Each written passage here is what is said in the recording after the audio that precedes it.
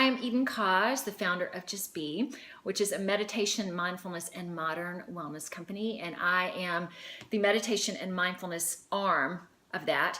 And I thought I would do today, and I'm very excited to be here for a multitude of reasons, to use today as an introductory video to tell you more of who I am, what I've experienced these past couple months in terms of health, and how that relates to my spirituality. I think that is the key, because I think that all of us have challenges or things that happen to us, but to be able to tie that into a spiritual experience is somewhat unique for majority of us.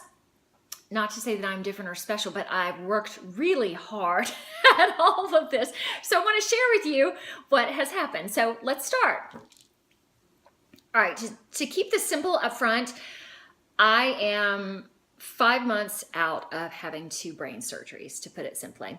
And the reason I'm so excited is that I am talking to you because the brain controls everything. It is the center of every function that you have. So I am sitting here, you probably can't even tell that anything has happened. I'm talking to, I'm moving my hands. The only ramifications, which I will show you at the end, is hair, and there's a PICC line left in my body, and I do have some peripheral vision challenges that might remain with me for the rest of my life, or they could go away, which I am preferring the latter, and I'm working towards that. But anyway, to tell you what happened quickly, as I want to keep this video short, I want to give you the full synopsis, because I want you to know too that I'm doing a book along with these. So I want to use these videos as a chance for discovery and tie it into the book, blah, blah, blah. Okay, anyway, 7 days was all it took for all this to come. So I started with having headaches.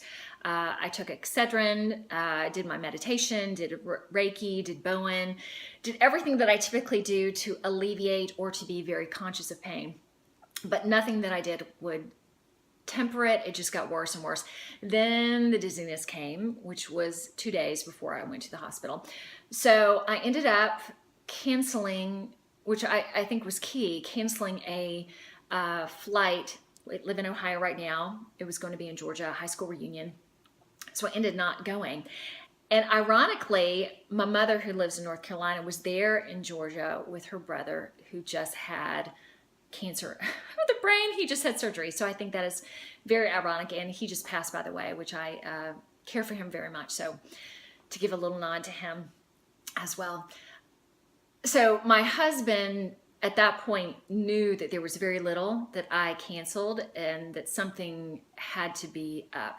So he insisted that we go to a doc in the box that Friday, which I was like, cool. So it's been a week.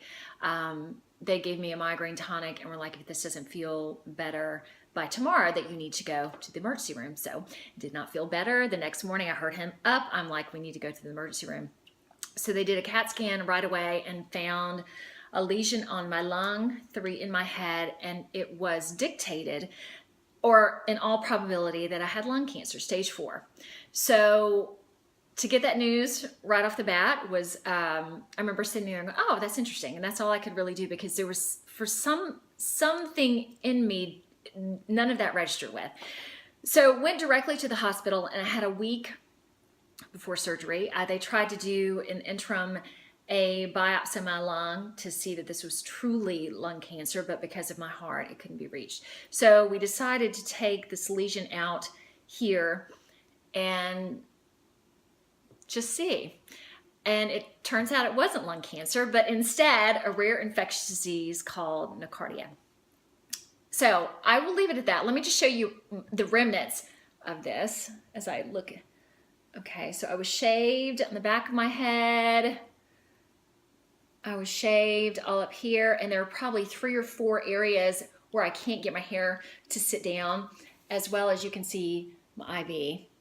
That is the only part on my body that I think remains from all of this. So I will share more soon, but that is just the beginning. I have to add that I do have 2 big splotches on the back of my head, but I guess because they are covered with this massive head of hair, which is the reason I didn't have to get a wig. Thank goodness for some of this. My hairdresser pulled this much out. She's like, this is how much is in a normal ponytail. You have a mass of it.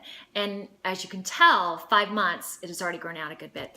But right now my head is still numb on the back, and I have 2 incisions that have been titanium plated as well as screwed in. So I don't want to leave any of that out. So please stay tuned for more. Bye.